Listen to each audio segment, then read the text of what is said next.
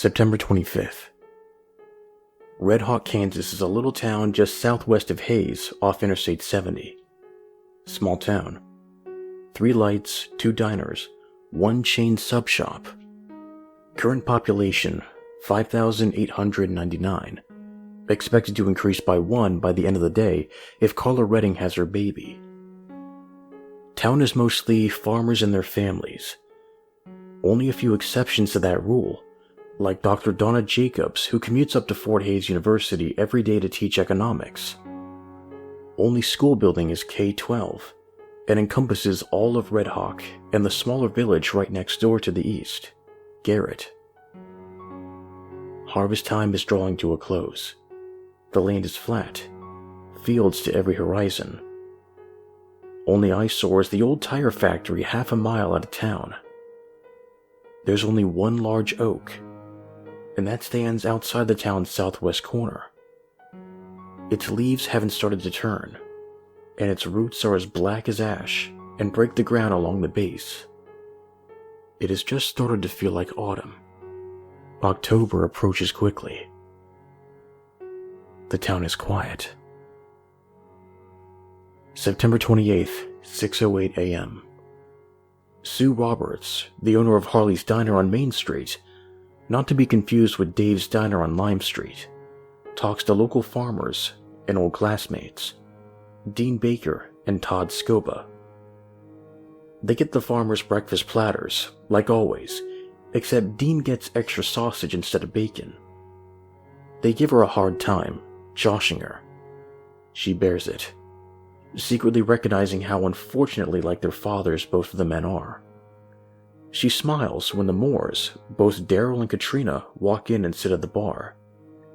They've brought their sleepy-eyed teen with them. She almost falls asleep atop her pancakes, vaguely daydreaming about the Wilson boy next door. "Hang in there, dearie," Sue Robert tells her. "It is Friday after all." 8:07 a.m. David Young is about 4 miles out of town. He pulls down a long drive. It belongs to Robert Hall, David's part-time employer. Robert owns half the fields around these parts, and usually starts bringing people on around the start of October to round the harvest up. David was looking to see if Robert needed any final help with the harvest. He's hoping to get a head start on everyone else, and get the best field pick. He'd prefer the one that's right outside of his house, if at all possible. But he found Robert unloading stockpiles of lumber from his truck. When asked, Robert tells the boy that their work is done and he's free to go. He thanks David for his help, but when David asks what the lumber is for, Robert tells him it's for a personal project. David lets it be, but he doesn't stop thinking about it all day. He doesn't know why. 9:24 a.m. Police Chief Edward Harris props his feet up onto his desk, nearly knocking over the framed picture of his wife that sat on the back in the process. He lets out a sigh of relief when the frame stops wobbling. Officers Douglas and Mullins have just gone on patrol, and he savors a brief moment of silence to himself inside the office. He lowers his wide-brimmed hat down over his eyes, and he tries to nap. His thoughts wander as he recalls the chill in the air that morning. It makes him think fall thoughts. He remembers that the anniversary is coming up. He needs to buy some flowers. 12:59 p.m. Pastor Gregory runs into Wilma Matson at the dollar store. He bids her a good afternoon, but, of course, Wilma barely offers him a smile. Pastor Gregory then proceeds to ask her why she hasn't been to church recently, and insists that she comes this upcoming Sunday. Wilma tells him bluntly, "No, I've got no more praying to do," before taking her items to the checkout. She mumbles something under her breath, but Pastor Gregory can't make it out. Secretly, he's relieved, for Wilma Matson is a mad dog, and he promises to pray forgiveness for thinking such a dreadful thing later that night, no matter how true it is.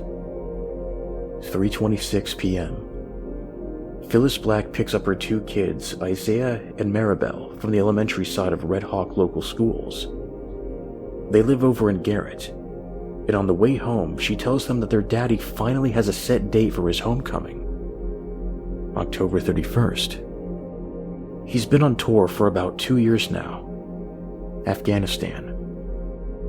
Both of the kids gleefully cheer in the back seat. Their daddy will be home in just a little over a month. Phyllis smiles. 4:32 p.m. Doris Bleacher eggs him on first, and then Earl Hodges does the same. Paul Elliott doesn't want to go. They all stand on the street, about a mile outside of town, just outside the old tire factory, Mullins and Hawkins. "It's been abandoned since my folks were kids," Doris says. She insists that Paul will be fine. Paul takes one step closer, but no more. He doesn't like all the birds sitting on the factory's roof. Big black birds. He tells them that he isn't going. He starts to head home. The other two call him Chicken, but both secretly feel a bit relieved. They run back to catch up to Paul, quietly glancing back. Dozens of buzzards watch them from the rooftop. 6:01 p.m. It's not often that out-of-towners show up in Red Hawk. It's not a through town. Only people who stop in Red Hawk are people who mean to stop in Red Hawk. A stranger enters Harley's diner. He's got a grizzled face and cold eyes. Sue stammers just taking the man's order, for he's got hunter's eyes, and they're unfeeling. He just orders a water and a medium-rare burger. He stays for hours, and they talk. Sue is curious.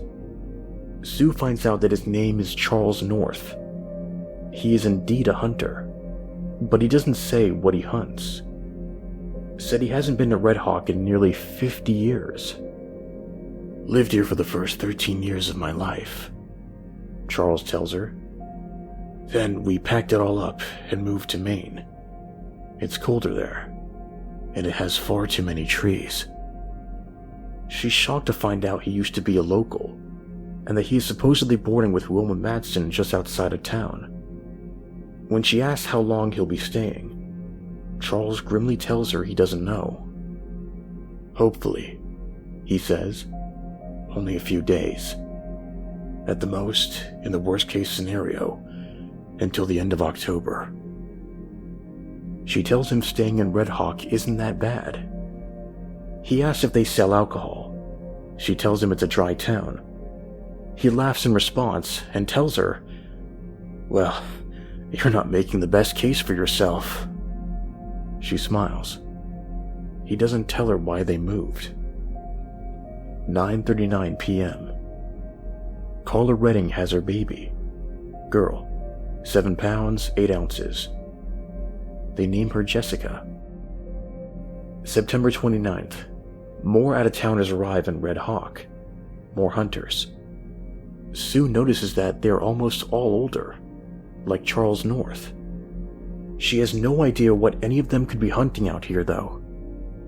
She doesn't ask. Charles has been spending a lot of time in Harley's diner. When the other hunters come in, they barely acknowledge Charles North's presence, but Sue says they feel like kindred spirits. She's not sure what that means. Charles says he knows them, but they don't talk. No one is thrilled with the arrival of so many strangers, especially strangers with so many guns. Doris Bleacher tells her dad that she saw at least 10 rifles in the back of one of the men's Chevys. Her dad tells her to stay away. She tells him she's going to Paul's tomorrow night, to which she responds, "Make sure you're back before dark." She agrees, yet Mr. Bleacher still feels uneasy. He won't admit it, because he has no idea what else it could be. September 30th, 9:01 a.m. Taylor Moore awakens to the sound of slamming car doors. Glancing out her window, she sees that the Wilsons are loading up their van with suitcases and trunks. Pulling on pants and a dirty t-shirt, She heads downstairs to talk to them.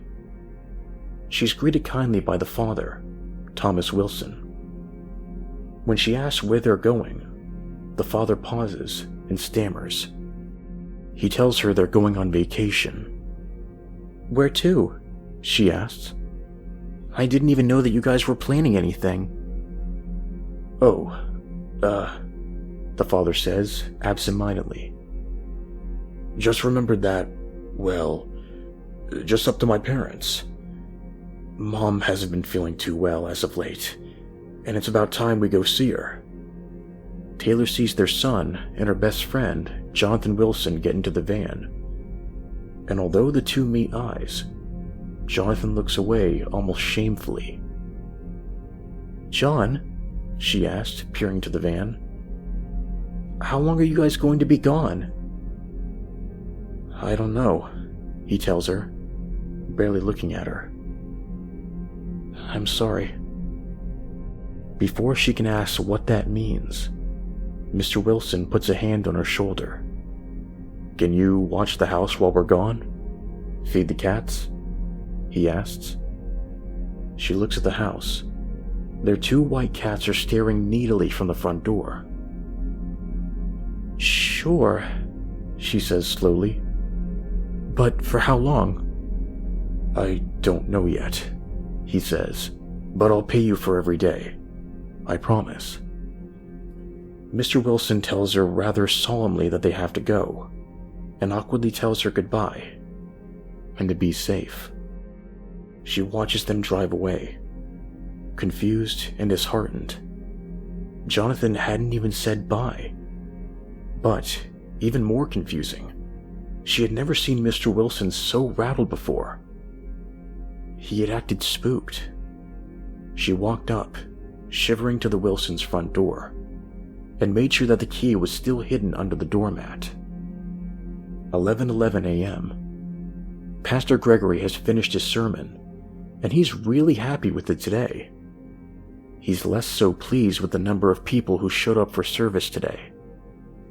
A little more than half of his congregation is missing, and it disheartens him a little. When he asks if there are any special prayer requests for the day, Adrienne Bleacher, present with her daughter Doris, raises her hand.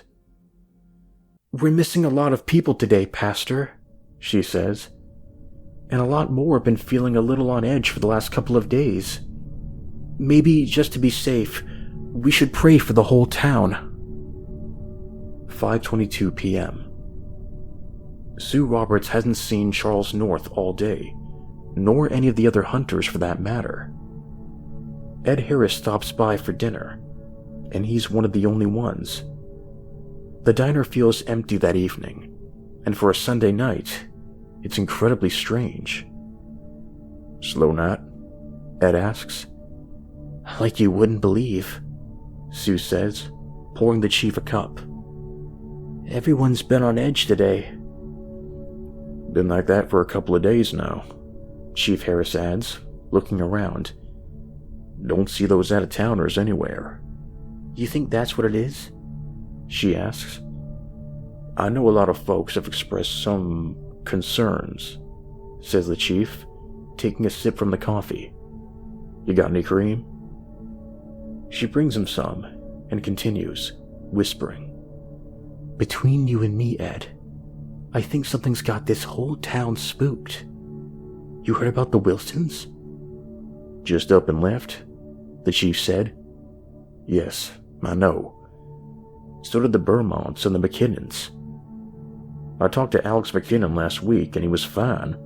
Promised he'd still be here to help out with the Fireman Autumn Ball. Today he tells me he's canceling it." "It's too weird," Sue says, adding in one last thing before leaving the chief. "That it is," the chief says, thinking. He has a sudden urge to drop by the Paris home. He wonders if they'll be willing to give him some flowers on such short notice. 6:55 p.m. Carl Patterson has to stop for gas on the way home from his friend's house, so he stops at the local station. Leaning against his car as the numbers run up on the pump, He unconsciously starts to tune into the conversation happening at the next pump over. A woman and a man arguing outside a red pickup truck. "Of course I'm sure, Charles." The woman groans with frustration. "I've had 50 years to think about it. There's nowhere else it could have hidden." "But if you're not right, then we've fucked this over. We can't let it start, Wilma. Not even for a moment. It has to die tonight." "You think I don't know? That I haven't been tormented at that thought every night? I've been inside that damn factory, and I know it's there, sleeping and waiting." "But did you see it with your own eyes?" "Damn it, Charles, stop it!" "Why? You had 50 years.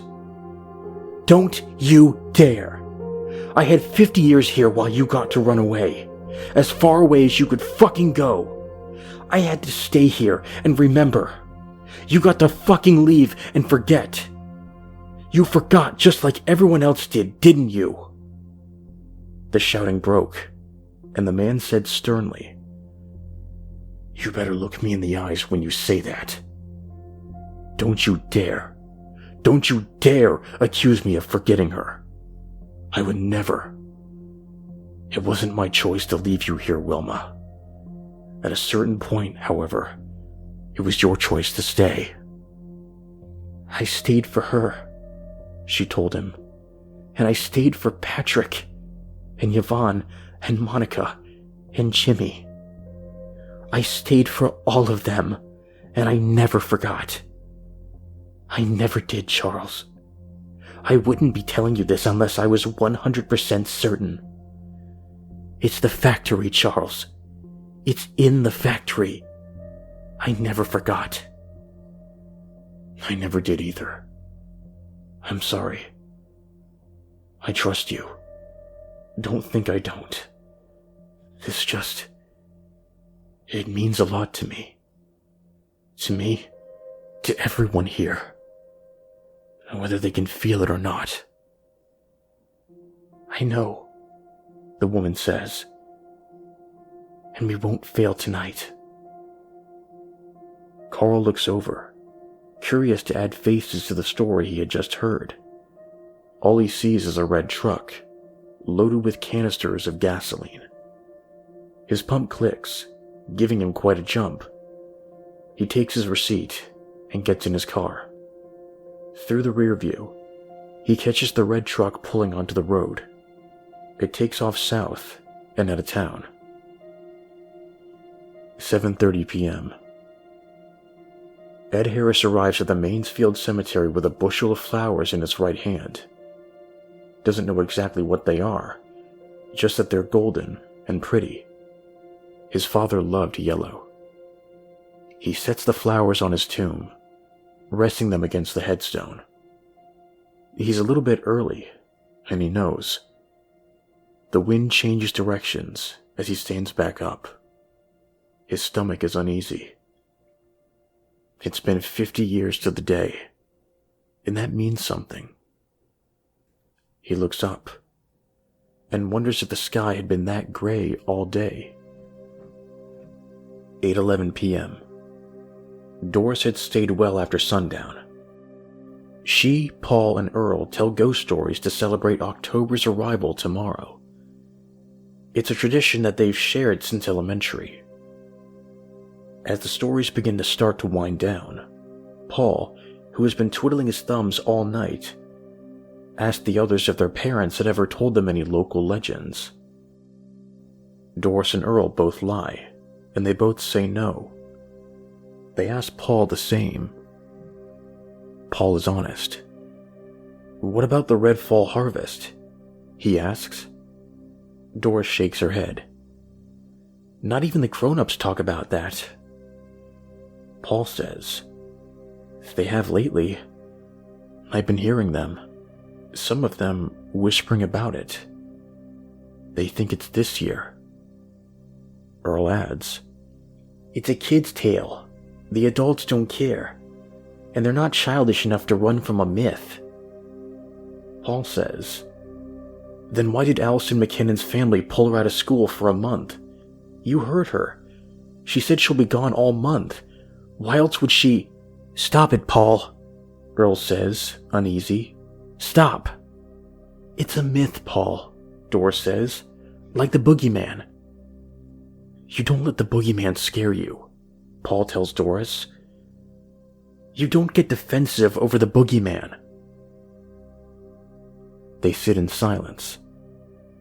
Earl eventually adds, 50 years, right? That's a long time. That doesn't mean that it's this year. What if it is? Paul asks. What do we do? Well, Doris says, if it was actually real, don't you think the town would be ready for it? You don't just forget stuff like that, do you? I know 50 years is a long time, but— And even if they all remembered, then why would anyone ever stay here? Earl asks. It makes no sense. It's a silly legend. But this year could be that year, Paul says, quietly looking at his feet. He sincerely asks his two friends, what do we do if it's real? Doris and Earl look at each other, and she shrugs. Pray for October to end. She leaves shortly after, and Earl follows. Paul wishes them both a good night, and tells them both to be careful. None of them sleep well that night. 31 days in October, Paul thinks as he lies in bed. 31 days of the red fall harvest. 31 days. 31 nights. The clock reads October 1st, 12 a.m., and Paul wonders, how do we survive for 31 days? 2:34 a.m. Chief Harris is awoken by a phone call. He tells his wife, Nora, to go back to sleep, as he gets up and gets dressed. She doesn't listen immediately. What's going on? She asks drowsily. Something you won't believe, he said, pulling his pants on. Apparently someone tried to burn down Mullins and Hawkins. What? She asked. The tire place? Apparently half the building's on fire right now. Fire crews coming from the surrounding counties. I gotta be there too. It's so dry out there, Ed, she says. If that fire spreads to the fields, it's gonna light up this whole town. The fire department's already there. They're handling it. Be careful, she tells him sternly. Don't worry about me, he says, yawning. I'm too damn tired to do anything stupid. He kisses her on the forehead and leaves her to dream. He drives off into the night. 4:47 a.m. Gunshots wake up Dean Baker. He's quickly to grab his shotgun, and unfaltering as he steps out onto his front porch wearing nothing but long johns. His house is surrounded by cornfields this year, and he can't see anyone. However, the gunshots are close, and he can hear more now. People are yelling. He takes his shotgun and aims it to the sky. He fires. The shot splits the night like thunder and leaves it in an echoing silence. He takes the chance to shout out, Hey! I don't know who y'all are or what you think you're doing, but this is private property. Y'all have run out of time. Y'all get no more warnings. Got guns and it's open season. Got it? Now get the hell off my property or I will unload everything I got in your direction. I won't be liable at all. You hear me? No one responded. No more guns fired. There was a rustling in the stalks, but Dean couldn't decide whether it was wind or a person. He waited on the porch for 10 more minutes before he was satisfied. Returning to his house, he begrudgingly put on a cup of coffee. There would be no point in trying to go back to sleep now. He ate breakfast with one eye on the door and a shotgun beside his eggs. 12:45 p.m. Talk of the fire has spread quickly through the town. That was inescapable. Sue fields the lunch rush and hungrily feeds off their gossip. No one seems to really know anything more than that they stopped the fire, and it seems almost certain that it was arson. She's already called Nora Harris, asking if she knew anything. But Nora says she hasn't heard from Ed since he was called out this morning. I bet it was kids, Todd Scoba says, shrugging it off. You should hear about what Dean had to deal with this morning. People shooting in his fields. Thinks it was those folks from out of town. He almost ended up capping them himself. Sue sighs. What a great way to start October. A fire and a shooting. Keep it up, and this poor little town and her poor little heart will kick it with fright before we even reach Halloween. Forget about October, Todd says. That's just one hell of a Monday. Sue chuckles and pours Todd some more coffee. 6:35 p.m. Pastor Gregory runs into Wilma Matson inside the church. Wilma, he asks, almost astounded. What a pleasure to see you today. We missed you yesterday. I'm sure, she said, avoiding eye contact and moving swiftly for the door. She wasn't alone. A man followed her out. Well, who are you, sir? Pastor Gregory asks, extending a hand. I don't believe we've met. No, we haven't. Charles North says, shaking the pastor's hand quickly and failing to introduce himself. I'm sorry. We can't stay long. We really must be going. The pastor kindly and curiously bids them a good day, and he returns to his work. 3:45 p.m. All things considered, the old factory endured the fire relatively well. The entire wall on the western side was scorched black, and the stability there has certainly been compromised. Not a terrible outcome for a building that has already been condemned. In the aftermath, the firefighters and the police have discovered a huge handful of melted gasoline canisters. It had indeed been planned. Despite this, Chief Harris looks up at the rooftop and chuckles. The fire finally drove off the buzzards. 4:13 p.m. Paul, Doris, and Earl have all stopped off at Harley's Diner to grab a few slices of pumpkin pie. Earl's idea. Do you think they'll find any bodies in there? Earl asks. What? Doris replies, disgusted.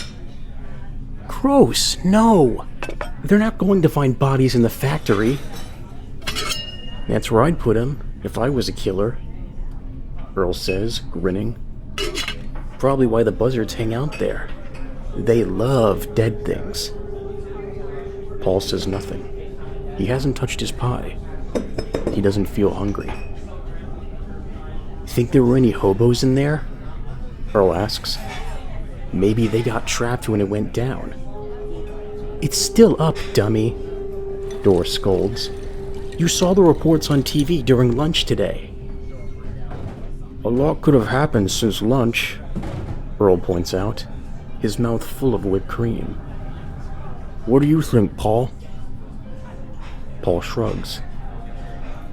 Sorry, I'm tired. I am too. I think I'll sleep like a brick tonight. Paul takes a taste of his pie, and he pushes it over to Earl, who greedily accepted. He looks out the window, knowing full well that tonight, he probably won't sleep a wink. 8:59 p.m. Pastor Gregory can't find his holy water, and he believes he's missing several silver crosses. He keeps searching, holding off on his first assumption. Thoughts of Wilma and the stranger take center stage. He won't accuse anyone of anything until he was well and sure that he hasn't just misplaced them. 9:25 p.m. Doris Bleacher tries to get to bed early tonight, and she succeeds. Yet, she has terrible nightmares. She sees her room, and there's a branch outside of her window. In the wind, it keeps stretching forward, grazing the glass with its sharp tips. It scratches and scratches, creating the most awful of noises, like fingernails against a chalkboard. She wakes up sometime around 11:50 p.m. and remembers that there is no tree in her yard and no branch to scratch the window. Yet she sees scratches on the glass, stretching from the center of the pane all the way down to the frame. Doris gets up and shuts her blinds, but she can't get back to sleep that night. Fortunately, Paul is still up to text with her. They talk about algebra. October 2nd, 5:15 a.m. Dr. Jacobs, professor at Fort Hays University, leaves for Hays, Kansas in her black Honda Civic. Her husband kisses her goodbye and watches as she pulls out of the driveway. 8:01 a.m. Chief Harris enters the station and finds Officer Douglas talking to a man and a woman. He doesn't even recognize Wilma at first, and he certainly doesn't recognize Charles. "You're Ed Harris, right?" Charles asks him, turning away from Officer Douglas. "Son of Tim Harris." "That's correct," Ed says cautiously. "I knew your dad," Charles adds. "Very well. I was only 13 at the time, but he meant a lot to me." Ed is surprised. "Thank you. That's very kind. I had no idea you used to be a local." "Wilma and I were in the same class," he says. "You were just in kindergarten, I think, about 50 years ago." "That's probably right. So, what can I do for you today, Mr. North? Charles North. And I do need something from you, Mr. Harris." "What would that be?" Charles swallows, tears welling in his eyes. "I need you to be your father." 3:55 p.m. Earl has barely gotten home, and already he's out looking through the wheat fields for his dog. He sighs, for there's nothing more annoying than finding a foot-tall Boston Terrier in 4-foot-tall wheatgrass. This was the second time the dog had run away from him this week. Chasing another damn woodchuck, probably. Earl calls his dog. "Sammy!" Nothing. No barking. No moving. There's nothing. He tries again. "Sammy, come here, boy." There's a dropping thud in the grass to his left, and a whimper, just about 10 feet away. He creeps forward, asking kindly for Sammy to come. There's a patch of depressed wheat, and he snakes his way to the made clearing. He is shocked silent. He finds Sammy, but Sammy's dead. Blood coats the brown leaves red. 5:01 p.m. Officer Douglas is in Harley's diner, and he offers a word of warning to Sue. "That out-of-towner is a whack job, Sue. Ed thinks you need to watch him very carefully." Sue is confused. "What would make him say that?" Officer Douglas shrugs. "Stopped in today. Said some things that really rubbed the chief the wrong way. Brought up stuff about the chief's father and how he died." "Goodness," Sue says, shocked. "He actually told the guy to get out of town." "You're kidding," she gasps. "Nope. Said the next time he saw him, there'd be trouble, And he meant it too. So keep an eye out, Sue. I mean it. We know he's grown a certain fondness to you." "I don't know what you mean," Sue says coldly. "I haven't seen Mr. North since Sunday. And hopefully, you won't be seeing him again, neither." 5:33 p.m. Dr. Jacobs returns from the university.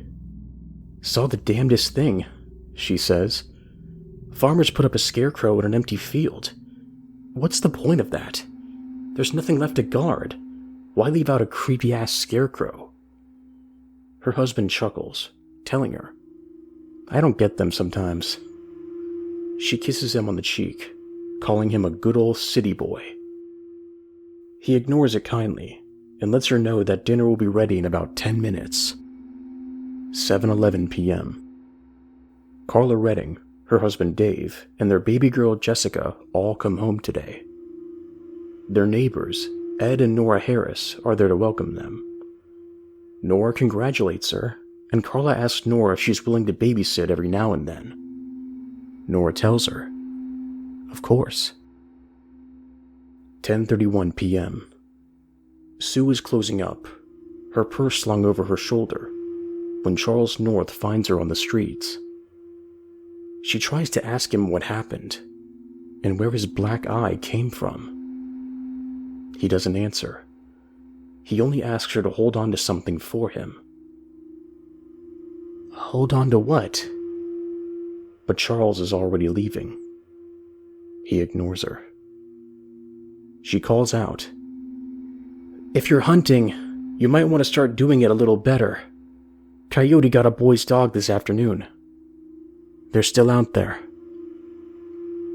This makes Charles stop, but only briefly. As he walks away, she walks the opposite direction, wondering what it was all about. She's unaware that Charles had slipped a small silver cross into her purse. October 4th, 5:15 a.m. Dr. Jacobs leaves for Hays, Kansas in her black Honda Civic. Her husband waves goodbye. 12:34 p.m. Dean Baker walks into Harley's fuming. Sue asks what's the matter. "Damn kids," he says. He goes on to say that he was harvesting one of his wheat fields over by Route 70 that morning when he saw someone running through the fields.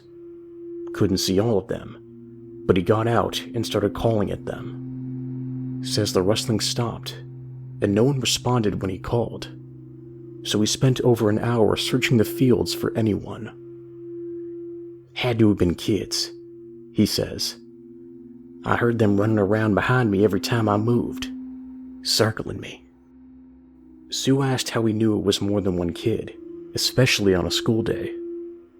"They must have been playing some hooky," Dean scoffed. "And I knew there was two of them because I followed one who was running on the north side of the field, and then another one started running around me to the southeast. Tell me, what kid can run about 400 feet in 3 seconds, Sue? You tell me that." 5:33 p.m.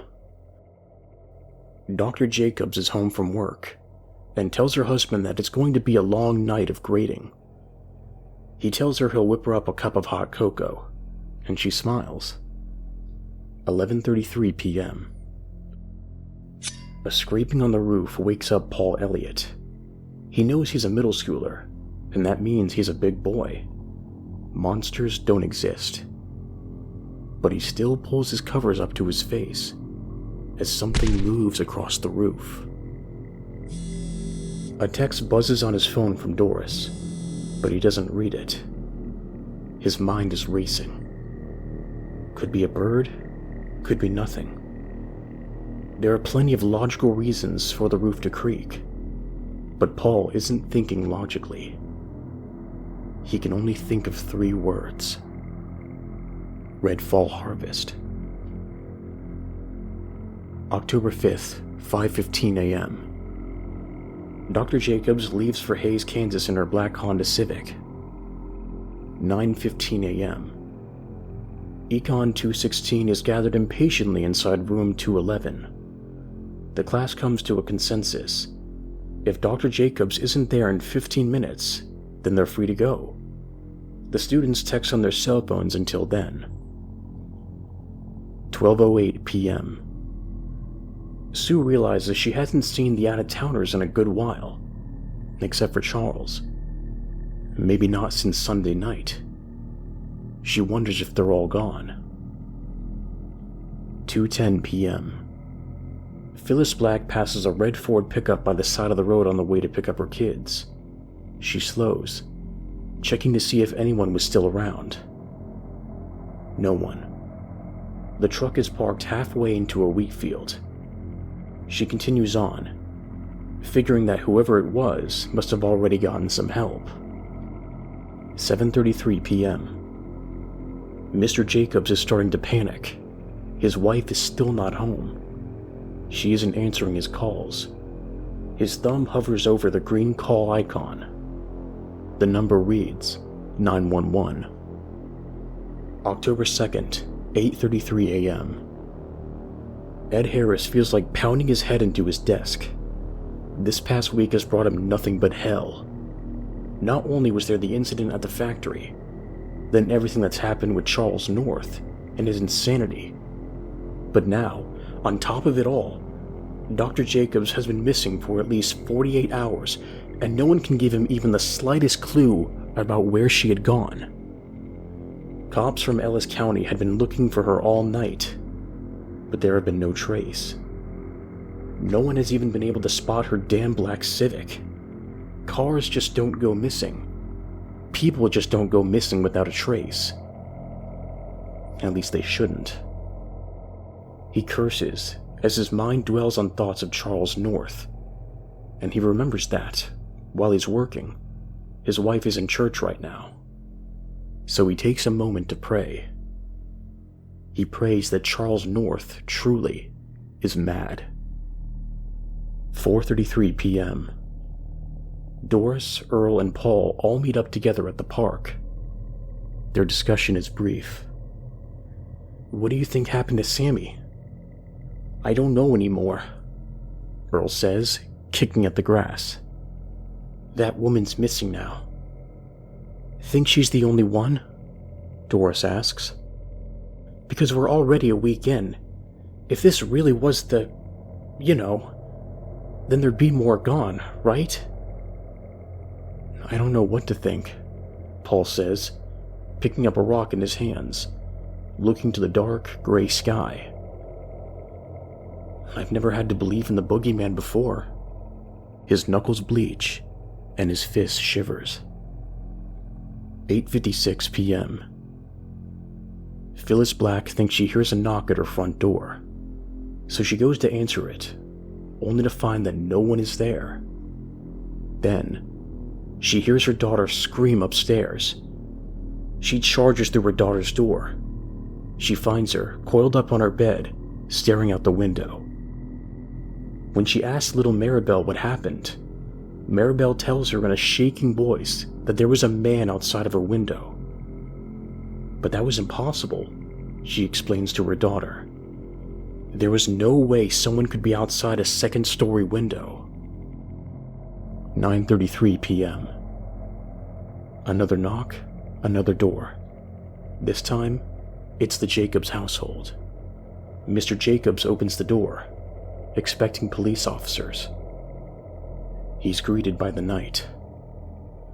October 8th. Blood is found on the Jacobs porch. Analysis done over in Ellis County confirms not only the DNA of Mr. Jacobs, but the DNA of his wife, Dr. Jacobs, was present at the scene. This information is only shared with Chief Harris. He wants to keep it as quiet as possible. Neither body is recovered. October 10th. Pastor Gregory is out and about, a Bible in hand. He's looking to head over the old oak tree to read beneath its changing leaves. He's disappointed, however, when he arrives to discover that all the leaves have already fallen. "But I was just here yesterday," he thinks, "and the leaves were only just changing."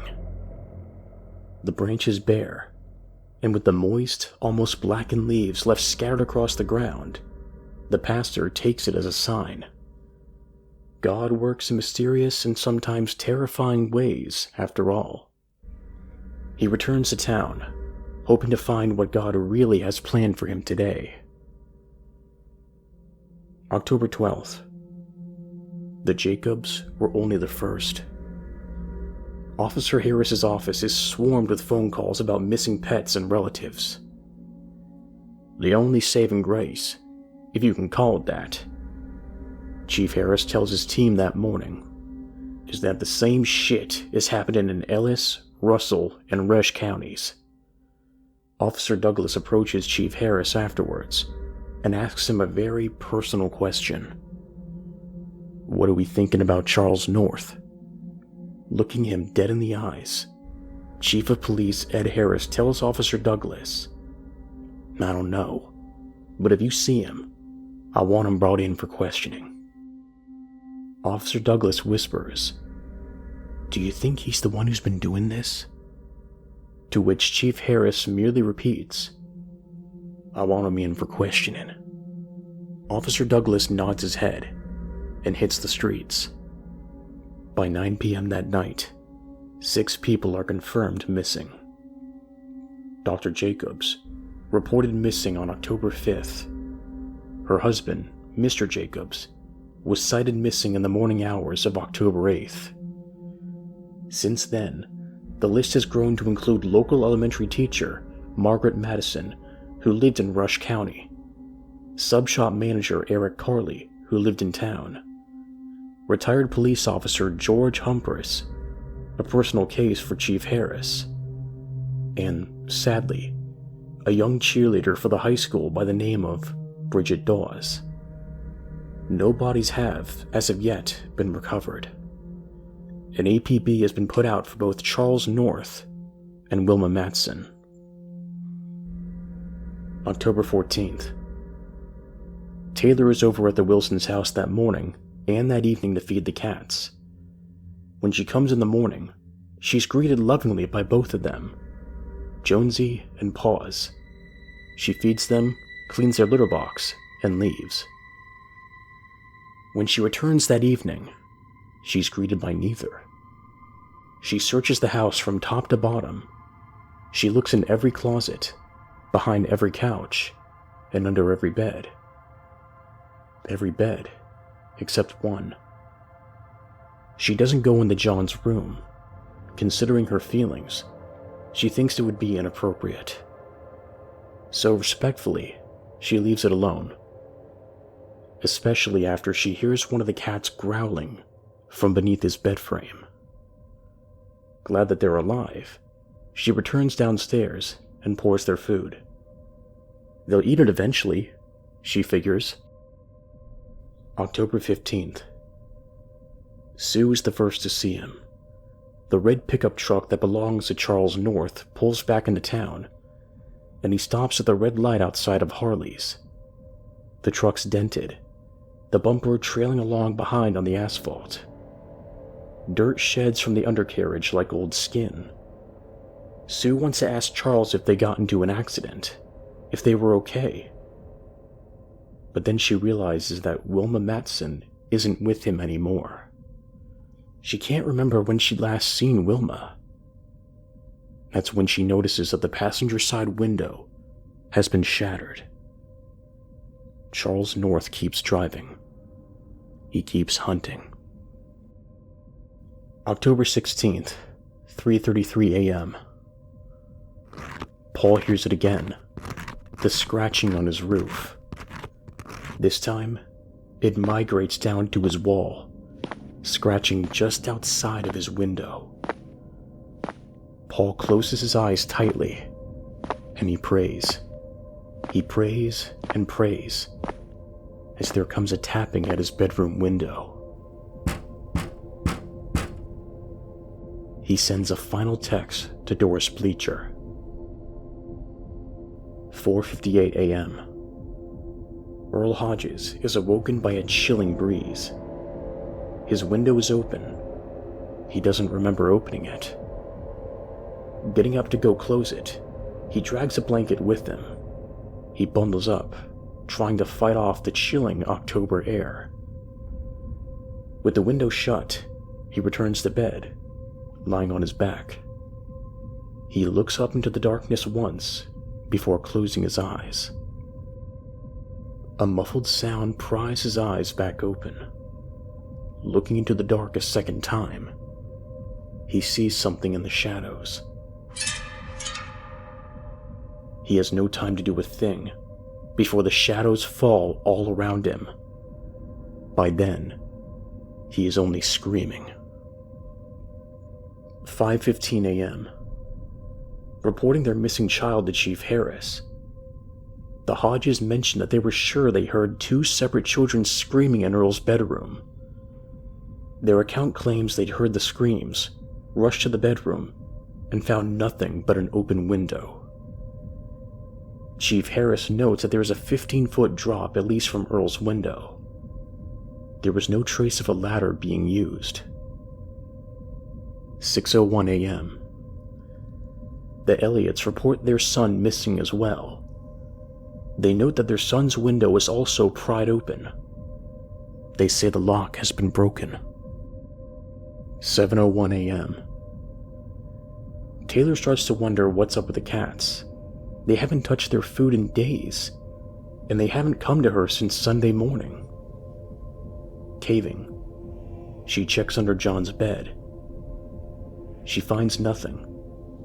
The cats are no longer in the house, but every room is secure. Every lock is locked, and every window is closed. They had to be there somewhere. 8:31 a.m. The Bleachers didn't go into work today.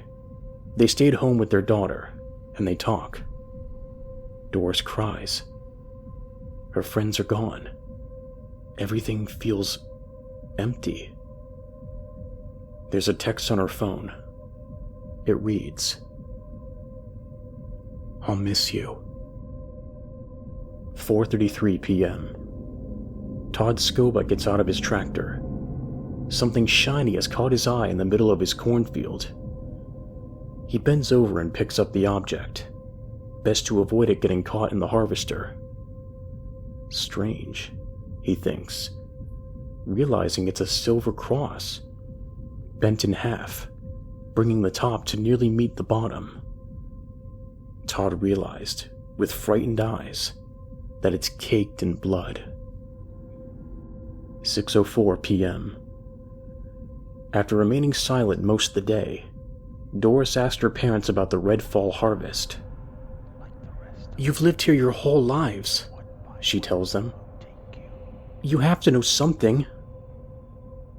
"That's a myth, baby," her mother says. "The red fall harvest isn't real." "But what is it?" she asks. "If it's not real, then you should be able to tell me everything you know, right?" "Sweetie," her father says, deflecting the question. "I know what you're thinking, and it's perfectly normal to try and rationalize this. What happened to Earl and Paul today? It was monstrous. So you're trying to make it make sense. I get it. But I can tell you 100% that the red fall harvest isn't real." It's the first time that Doris recognizes it. The first time she sees it and understands it. Today, Doris sees her parents lie to her, with reassuring smiles on their faces. She never forgets it. 7:22 p.m. Ed Harris brought no flowers today. Just a Yingling and about 50 years of unresolved issues. He stands on his father's grave, takes off his hat, and toasts to him. Today is the anniversary. 50 years to the day. 50 long years. Harris had only been 5 when it happened. Too young to remember. Too young. But then, no one seemed to remember what had happened. No one except for Charles North, he thinks. He wanders the tombstones after a while, looking at dates, casually at first, and then very intently. "A lot of headstones with the same year on them," Charles says, yellow flowers in his hands. The chief is stunned at first, but says, "Same month, too. October, 1968. Charles steps forward, and the chief gets a good look at him. His face has been scratched and torn. He walks with a horrible limp, and his neck is purple and blue. Carefully, Charles bends down and places the flowers atop the grave of Timothy Harris. Died October 16th, 1968. "How come you remember?" Ed asks. "Why you?" Charles closes his eyes. "It's not easy. Something like that, it's something you want to forget. And many do. It makes it easy on you. It wants you to forget. That way you don't leave. You don't plot. You don't fight." Charles looks up at the police chief and answers his next unspoken question. "I don't know how it does it.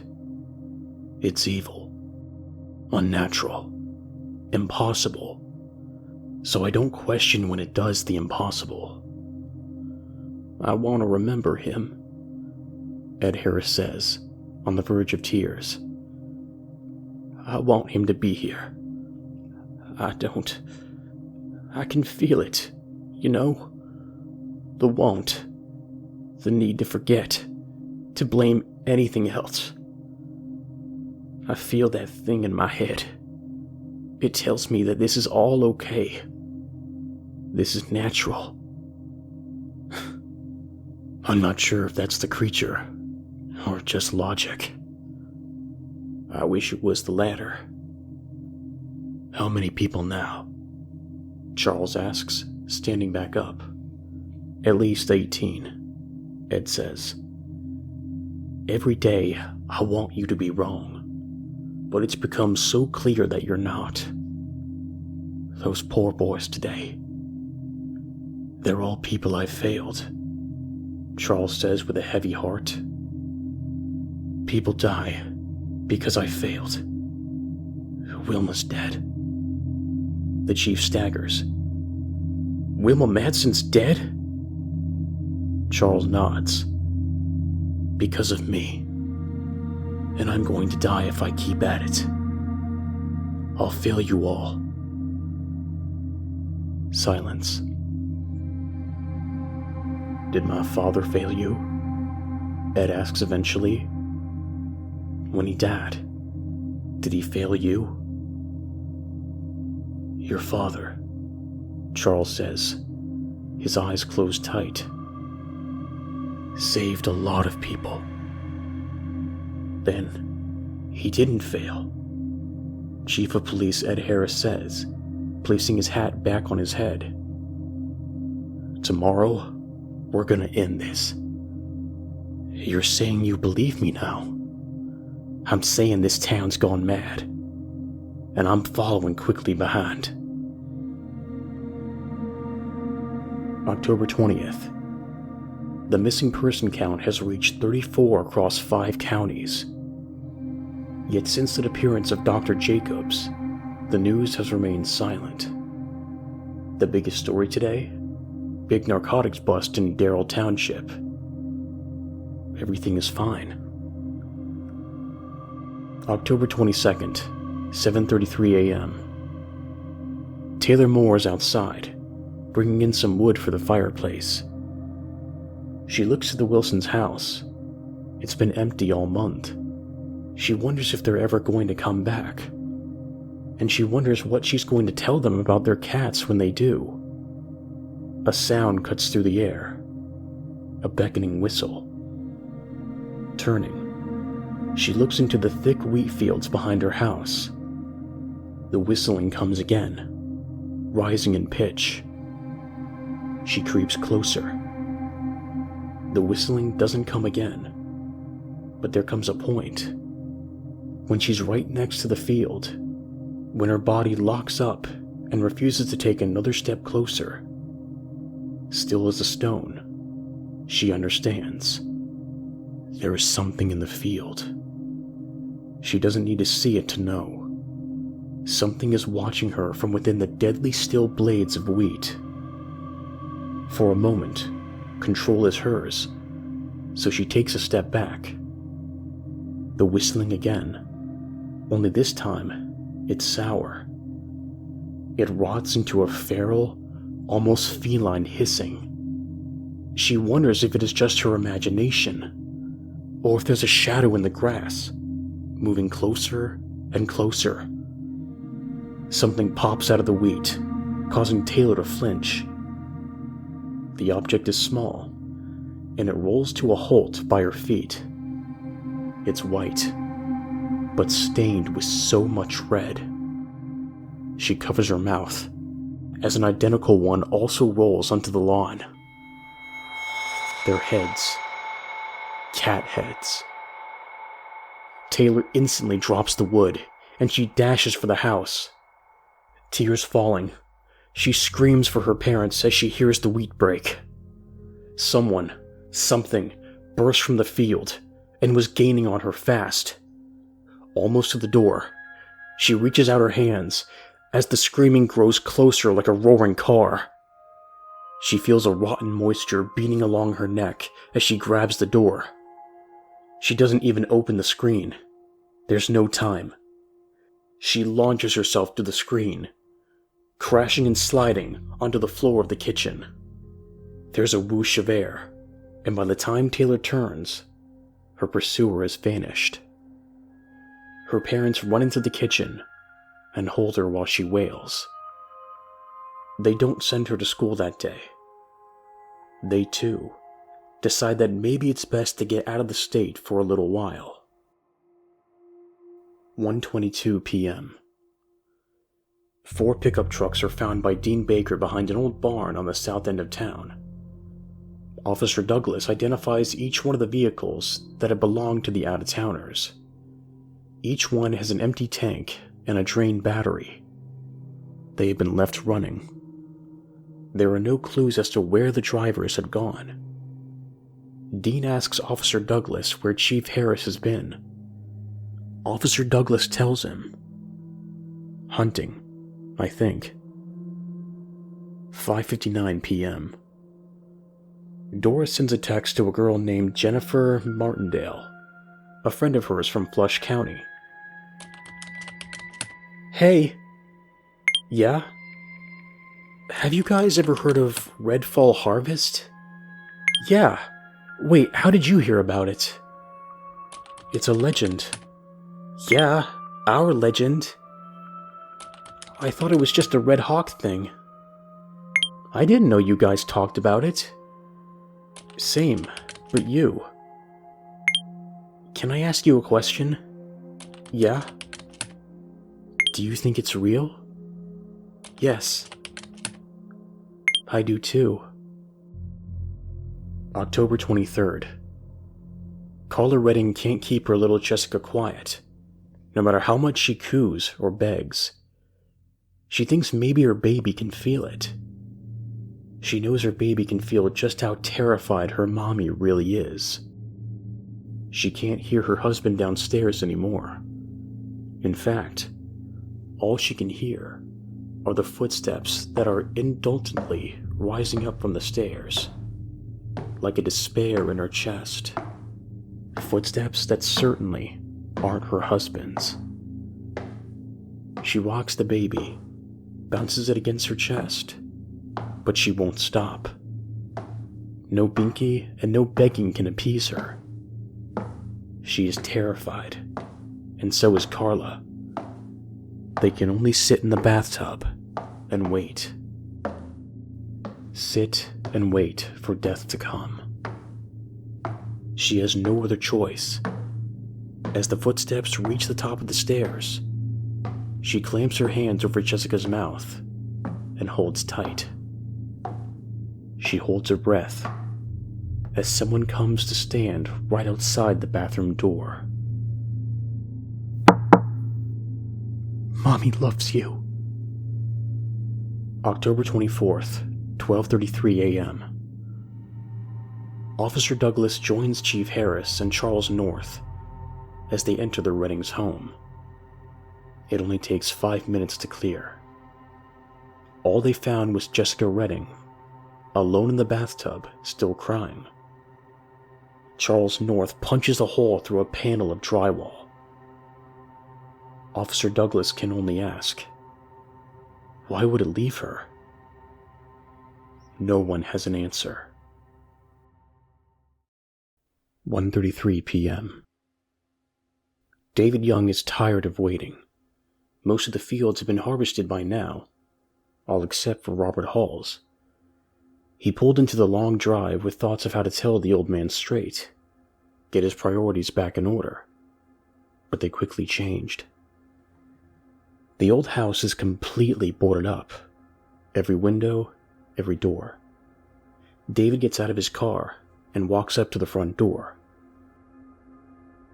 Mr. Hall, he calls out. Are you there? He goes back to his car and pulls out a hammer. He starts to pry and pull. He takes the boards off the door and he goes inside. It was unlocked. Inside, two things catch David's eye.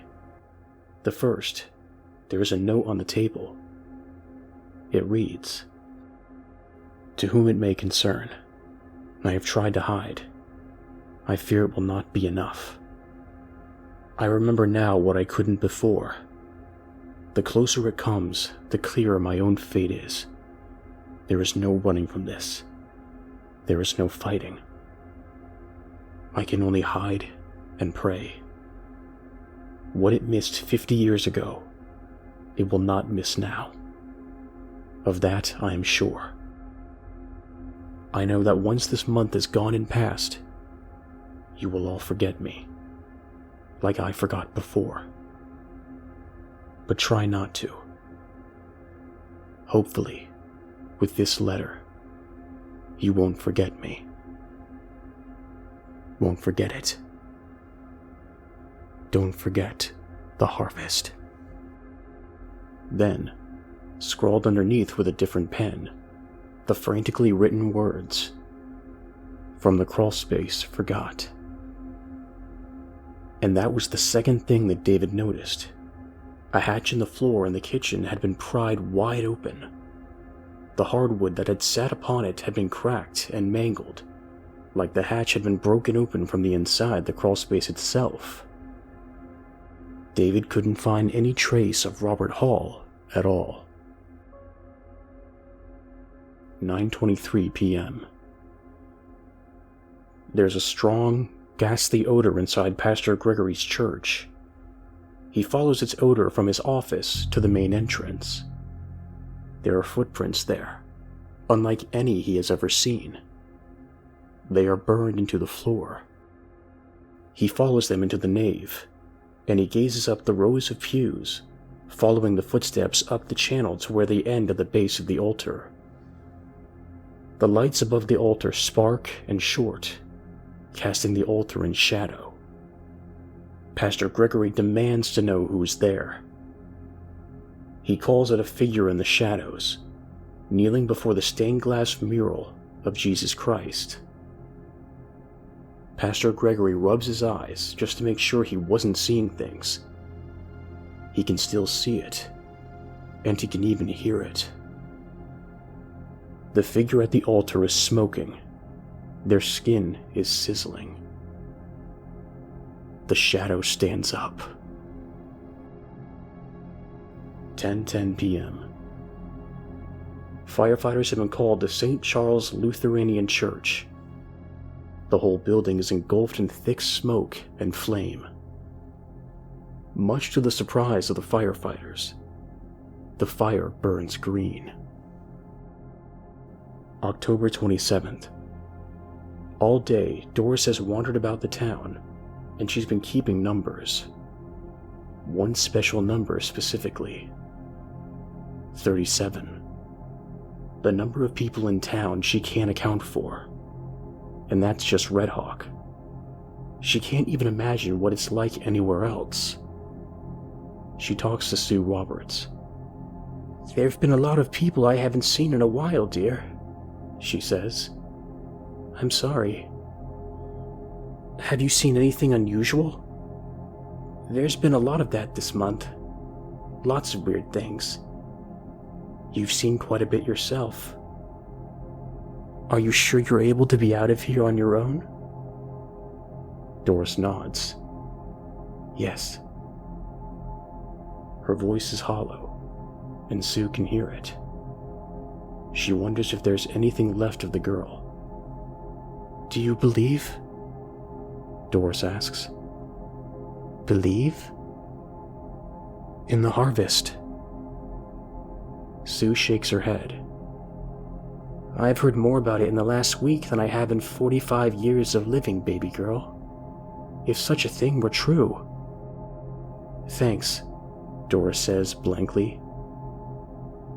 "I'll just have a slice of pie and water, please." Sue puts on her best faux smile. "Of course." Before she gets too far, Doris asks, "Have you seen Chief Harris lately?" Thinking, Sue realizes, a bit nervously, No, I haven't." "Thank you," Doris says, staring out the window. As Sue grabs her pie and water, Doris scratches out the number 37 and writes down beside it 38 with a question mark right beside it. October 28th, 7:33 a.m. With Pastor Gregory missing, and in light of the recent devastating fire, service is canceled at St. Charles Lutheran Church. Congregation members are welcomed by all at the nearby churches.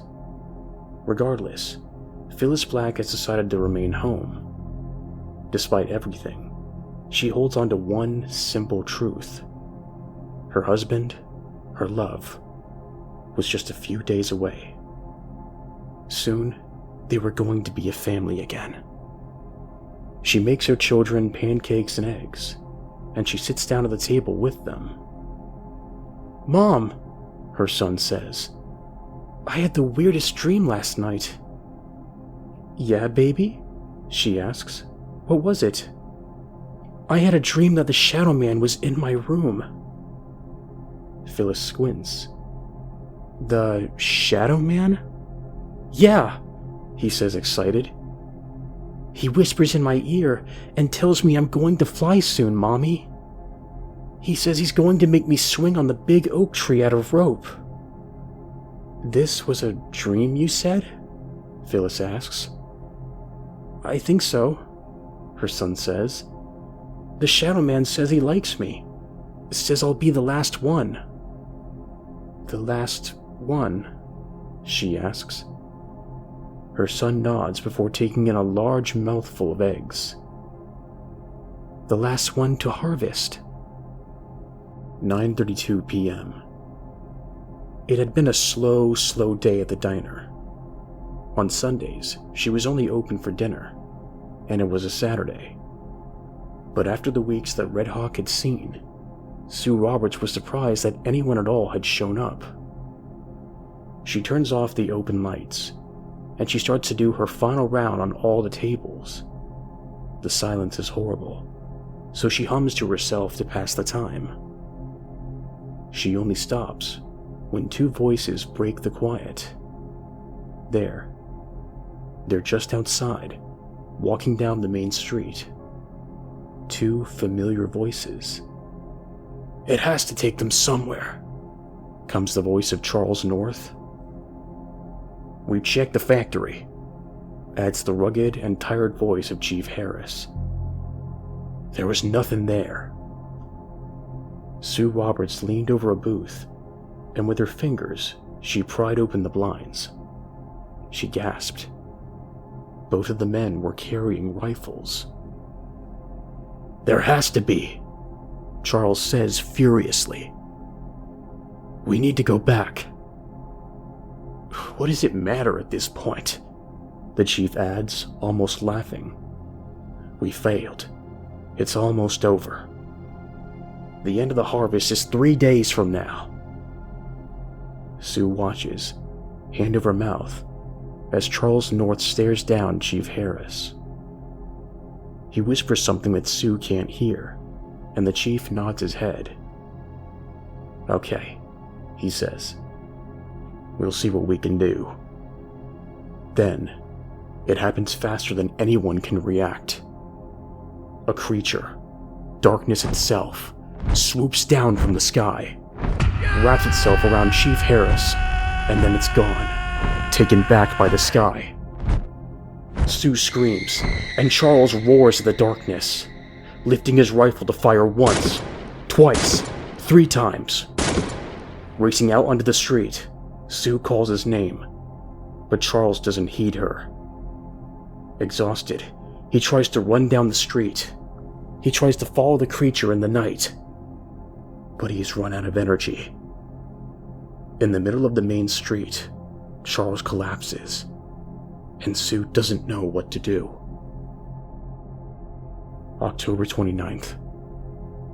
Charles awakens with a start inside one of the booths in Harley's diner. Sue is right there, waiting for him to wake up. "What time is it?" he asks. "It's 6:22, she says. "You've been out all night." "How did I get here?" "I dragged you in." "Jesus," he says, massaging his temples. He stops. "Harris, where's Ed?" Sue stammers. I don't know. I can't tell you. He's gone." "It took him." Sue nods. Yes, it took him." Charles falls back down in the booth, and he starts to laugh, or cry. Sue can't tell which one. "It's my fault," he mumbles. "It's my fault again." "What's your fault?" Sue asks. When he's ready to answer, Charles rises slowly, his hand in his pocket. He pulls out his wallet. From there, he pulls out old, wrinkled pictures. He shows her the first, a little girl with blonde hair. "This is Delilah," he says, grinning. "She was my sister, my younger sister. We grew up here in Red Hawk. Well, that was the plan anyways." Before Sue could ask what happened, Charles has already started showing her another. There were 5 children. "That's Wilma there, second to the left. See the smile? I miss it." Sue could see it if she squinted. Wilma Matson, smiling. The others are Yvonne and Patrick Matson. They're on either side of her older and younger siblings, respectively. Then the other 2 are Monica Wilson and Jimmy Hall. "Wilson?" Sue asks. "Hall?" "Names you're familiar with. If you know Robert Hall, he was Jimmy's younger brother. Thomas Wilson is Monica's half-brother, after her father remarried." As he pulls out the final picture, "Those who live through it, who've lost during it, remember the harvest easier than others, because they will never forget that loss. Not entirely." He places the picture on the table. It was a man in a Red Hawk police uniform. The name on the uniform: Harris. "Some never forget it all," Charles says solemnly. "Not even for a moment." "Is that," Sue asks, Tim Harris. Charles nods. Ed followed in his father's footsteps, in more ways than one. Tonight, he took the final step. He died, just like his father did. Saving my life. Sue sits with her hands clasped between her legs, head bowed. She doesn't know what to say, so she answers a question. So, the Redfall harvest is real, Charles says. Every 50 years, it wakes up, and the ritual starts again. I can't. Sue stumbles, looking for excuses, for logic. It can't be. You saw it, Charles says. Now you can't forget it, and you must try not to.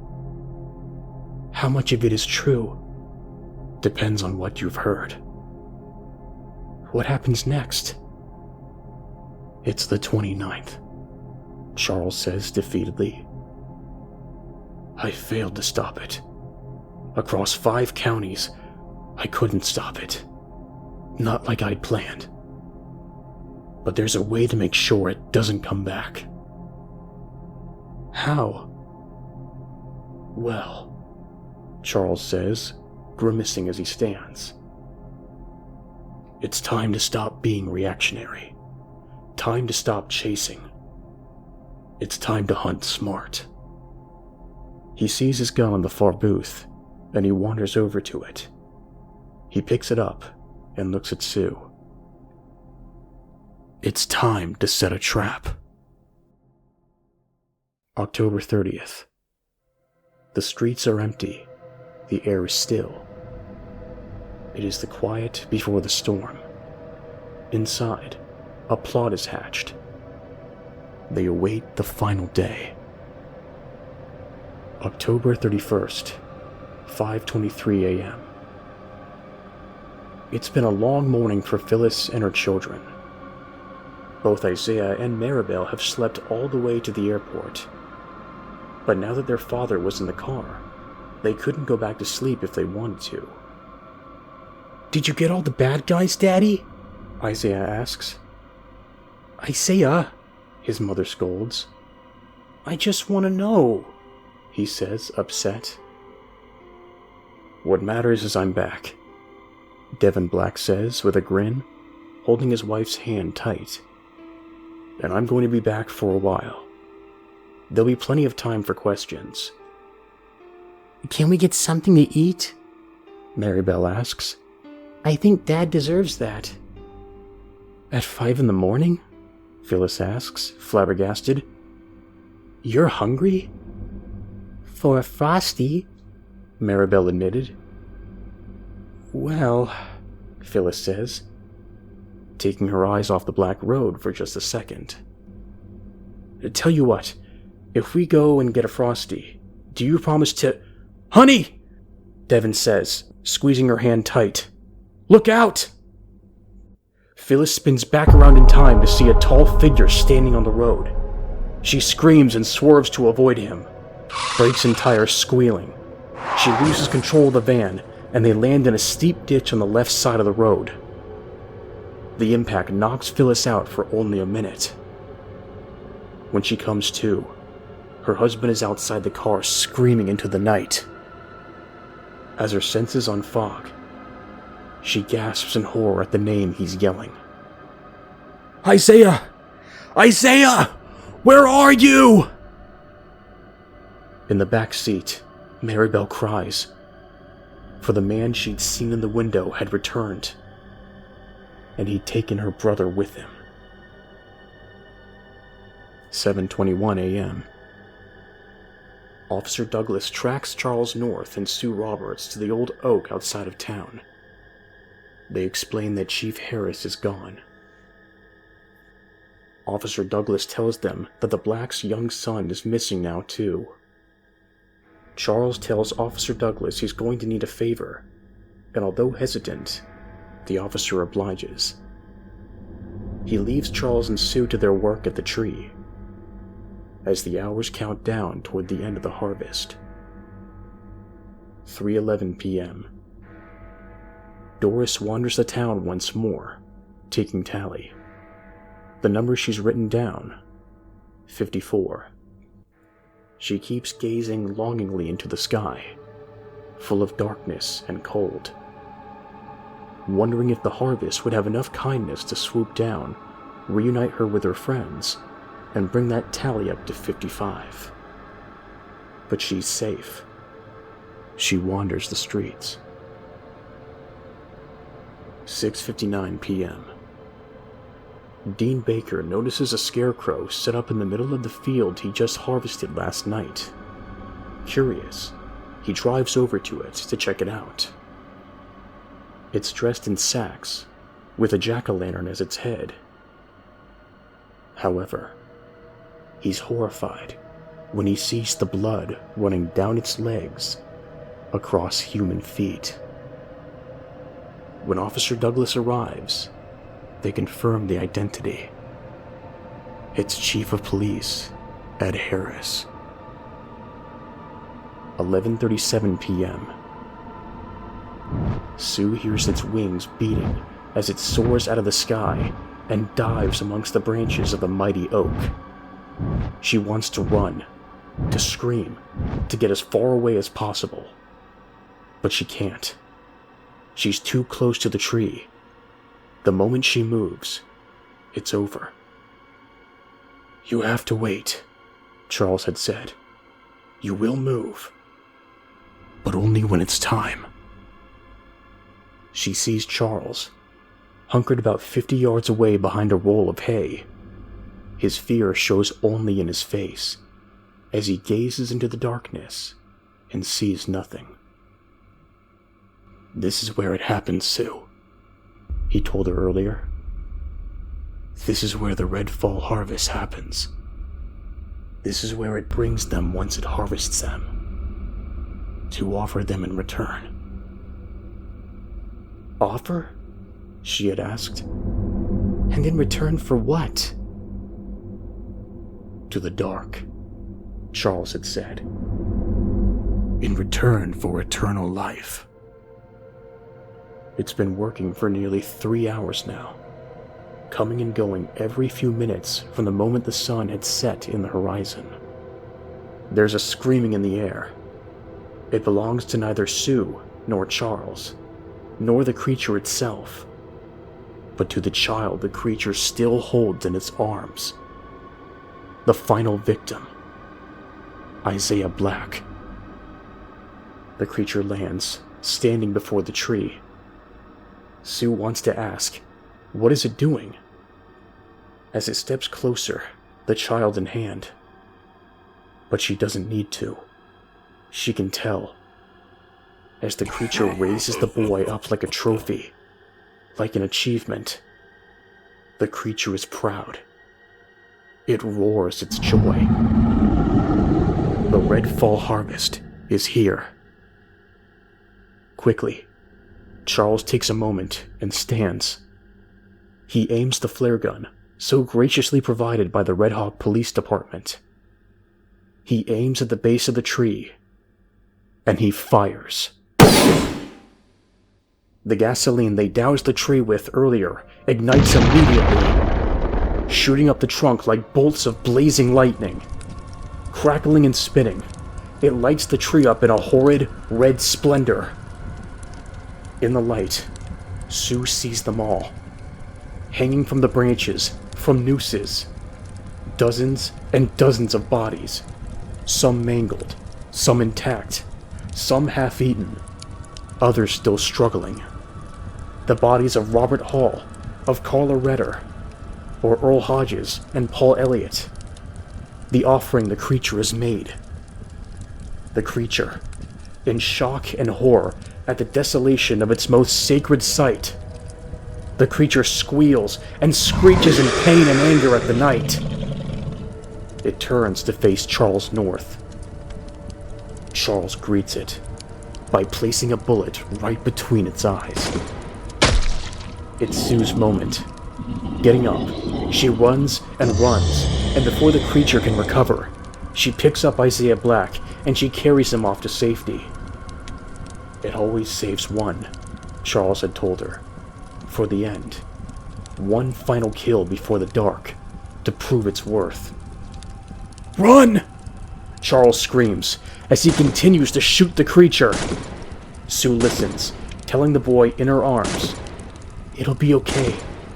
It'll be fine." They get into Sue's car, parked just off the field, and they drive. They drive and drive until the gunshots fade into the night.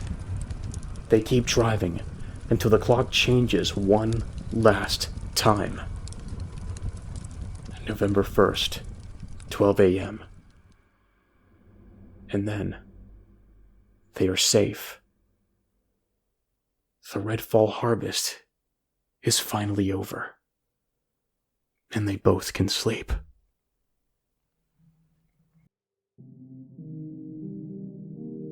November 3rd, 5:32 p.m. It's funny, Doris thinks, as she walks down the old, quiet road out of town. It was only days ago, but it felt so much longer. No one talked about it now. Even Sue Roberts was starting to forget. Everything was returning to normal in Red Hawk, and that should have been good. But Doris wasn't normal. She wasn't forgetting, and that was a problem. No one had seen Charles North since that night, and from what little Sue had told her, she was hoping that maybe, just maybe, the strange man could give her some advice on how to survive the next 50 years. She had seen Isaiah Black and his family in town earlier, laughing and smiling, like nothing had happened. Sue had told her the day after what all had happened. So Doris had gone to the old oak tree to see what was left. The tree was unscathed, and no bodies had been found. Doris didn't know that she had ever expected anything different. She knew that was exactly what she would find. So after school, she decided that it was about time that she did something that she wasn't as sure about. She was back there, for the first time since that day, over a month ago. The old factory. The buzzards have returned, and they watch as Doris fearlessly marches across the old parking lot. She finds a place to enter on the scarred west wall, and inside, she lights the way with her phone's flashlight. It's as she expected. Abandoned, empty. But she finds something more. A passageway leading into the basement, one that should have been impossible to miss. She walks down without hesitation and enters a chamber of horrors. Skeletons litter the floor, bones of animal, dog, cat, and more. Not even the stench of rot could deter her, for what Doris seeks is on the north wall. Rooted into the concrete, a network of ash-black roots. In the center of the web, a figure stuck in place, frozen for the next 50 years. Doris watches it very carefully. She fears it, although she knows it cannot move. It cannot feed. She sits there, on the damp ground before it, and she waits and plots. Oh, what to do? What to do? She asks herself. The figure is unmoving. She has 50 years. She'll think of something good.